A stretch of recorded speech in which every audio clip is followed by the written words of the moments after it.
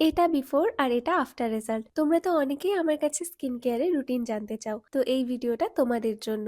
আজকে আমি ইউজ করব নিউডের এই 30 মিনিটস ফেসিয়াল কিট। এই ওয়েডিং সিজনে এটাই আমার সেভিয়ার হিসেবে কাজ করেছে। এর মধ্যে টোটাল 6টা পাউচ আছে। ভীষণ ইজি, 6টা স্টেপে ফেসিয়ালটা কমপ্লিট হয়ে যায়। ফার্স্ট স্টেপে এই মিল্ক ক্লিনজার দিয়ে 5 মিনিট ভালো করে ম্যাসাজ করে নেব। এটা স্কিনকে ডিপলি ক্লেন্স করে। ফার্স্ট স্টেপেই তোমরা ডিফারেন্সটা বুঝতে পারবে। সেকেন্ড স্টেপে ফেস স্ক্রাবটা ইউজ করব।